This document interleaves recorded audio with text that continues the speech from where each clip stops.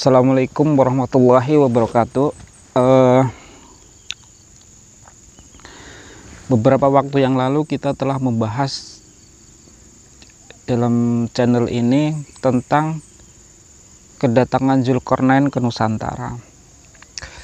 Ada beberapa bukti yang kita kemukakan waktu itu yang nanti juga mungkin akan kita bahas lagi yang lebih spesifik mengenai kedatangan Zulkarnain itu ke Nusantara berdasarkan manuskrip Yahudi, manuskrip orang-orang Israel kuno, dan perhitungan dari Al-Quran. Jadi dikatakan dalam Al-Quran itu Zulkarnain melakukan perjalanan ke timur dan ke barat,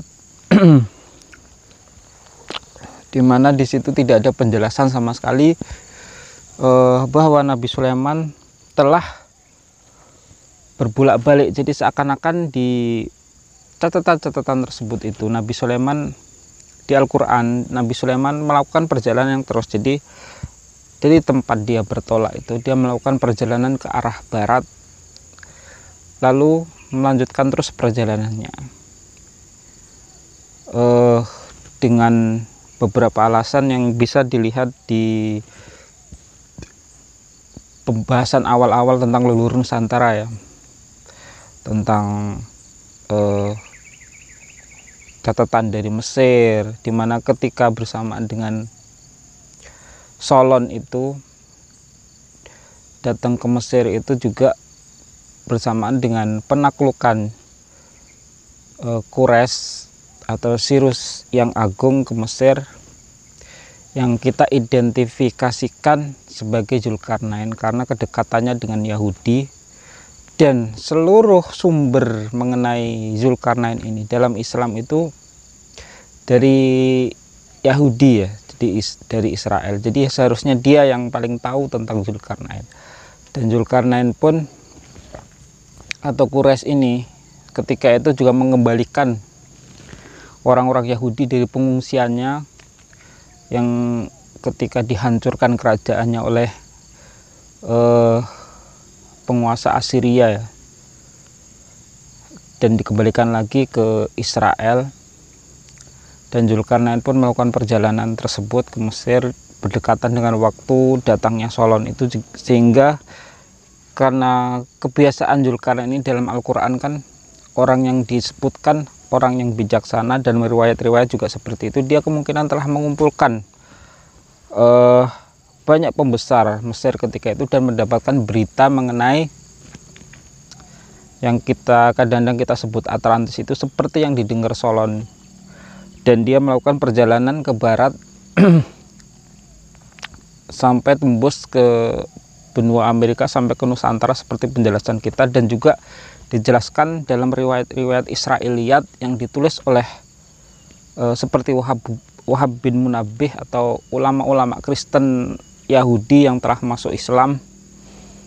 Ketika itu menuliskan riwayat-riwayat mengenai Ya'juj dan Ma'juj, bagaimana diceritakan di situ memiliki kemiripan dengan ciri-ciri yang ada di Nusantara, seperti misalkan diceritakan telinganya panjang ini suku Dayak ya, atau diceritakan yang lainnya giginya runcing, ini suku seperti di Mentawai dan lain sebagainya yang telah kita bahas sebelumnya. Nah, apakah ada, pertanyaannya ya, apakah ada manuskrip di Nusantara yang menjelaskan bahwa kita dulu ada hubungan, ada pertemuan dengan Zulkarnain, atau bahkan ada pertautan dengan Nabi Sulaiman? Nah, sebenarnya ini butuh pembahasan yang spesifik yang nanti mungkin akan saya bahas juga dalam pembahasan yang lainnya. Jadi memang kalau kita memperhatikan catatan leluhur Nusantara kita, baik yang ada di Sumatera, Malaysia, sampai ke Sulawesi, itu terhubung dengan seorang tokoh yang disebut Batara Guru. Nah, Batara Guru ini di Surek Lagaligo yang ada di Sulawesi itu dijelaskan jalur keturunannya itu adalah keturunan Nabi Sulaiman. Nanti bisa dicek tentang surat, tentang Lagaliko ya, tentang cerita Lagaliko, itu nasabnya itu terhubung dengan Nabi Sulaiman. Sedangkan jadi nasab Lagaliko ini keturunan Batara Guru, keturunan Batara Guru ini yang di Sulawesi ini diceritakan masih keturunan Nabi Sulaiman. Nanti ada bagan nasabnya. Nah, sedangkan Batara Guru yang ada di Jawa ini nanti nasabnya memang tidak disebutkan Nabi Sulaiman di situ, tapi juga sama sampai dengan Nabi Sid, sama dengan Lagaliko. Cuman mungkin terlompati jalur nasabnya, atau yang di Sulawesi ini hanya mengambil pencatatan nasab langsung dari Nabi Sulaiman, wallahu alam. Dan kalau kita melihat catatan silsilah kerajaan-kerajaan tua di Malaysia seperti Kelantan dan lain sebagainya, itu mereka itu raja-raja mereka itu dalam bagan nasabnya itu mereka keturunan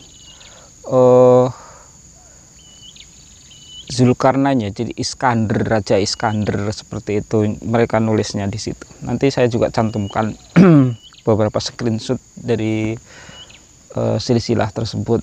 Nah,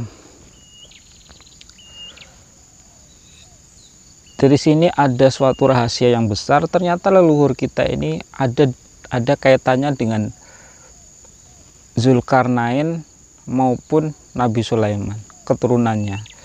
Seperti yang kita ketahui, Israel ini ketika, seperti yang kita bahas sebelumnya, ketika melakukan perjalanan ini Zulkarnain ini mengajak orang-orang Yahudi, sehingga orang-orang Yahudi ini sangat tahu bangsa apa saja yang ditemui Zulkarnain. Seperti yang dalam riwayat-riwayat Israiliyat itu kan dijelaskan Nabi Sulaiman kemana, Zulkarnain kemana ketemu dengan orang yang modelnya seperti apa, itu jelas. Berarti mereka ketika mereka punya catatan itu, memiliki pengetahuan itu, berarti mereka mengikuti perjalanan Zulkarnain.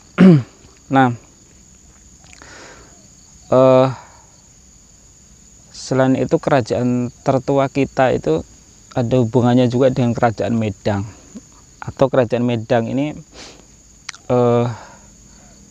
sebenarnya kalau dalam penelitian saya yang sudah kita bahas atau yang akan kita bahas juga, itu masih keturunan bangsa Media. Media ini salah satu bangsa yang mulai eksis sekitar 2000 tahun yang lampau bersamaan dengan masanya Nabi Sulaiman. Jadi pernah diceritakan di Bible itu, di Alkitab itu, Nabi Sulaiman mengumpulkan pejabat-pejabat dari Media. Dan uniknya di situ nama-nama pejabat Media yang disebutkan di Bible itu sama dengan nama-nama orang-orang Nusantara, atau bahkan orang-orang nama itu masih dikenali sampai sekarang di Nusantara, seperti Karsena, Marsena, itu kan seperti Karsono, Marsono, Memukan, dan lain sebagainya. Yang juga nanti kita bahas secara spesifik, atau mungkin sudah saya bahas, saya lupa ya, tapi nanti kita akan bahas lagi masalah ini. Nah, mungkin itu saja yang kita bahas kali ini. Yang jelas memang seperti ada kaitannya antara Zulkarnain, keturunan Nabi Sulaiman, yaitu orang-orang Israel yang dibawa Zulkarnain dalam perjalanannya, dan juga nenek moyang kita.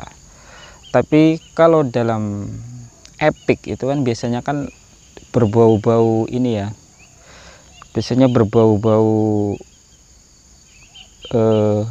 sesuatu yang di luar nalar, atau sesuatu yang mistis. Dikatakan bahwa leluhur kita itu, raja-raja kita seperti yang di Lagaliko atau di Jawa atau di Sumatera atau di Melayu, itu biasanya dikatakan mereka itu datang dari langit dan nanti kembali lagi ke langit atau yang lainnya. Sebenarnya itu bukan datang dari langit. Kemungkinan besar mereka datang ke Nusantara dan melakukan pernikahan dengan pribumi atau orang-orang tertentu yang menurunkan raja-raja di Nusantara, tapi mereka kembali lagi ke negeri asalnya.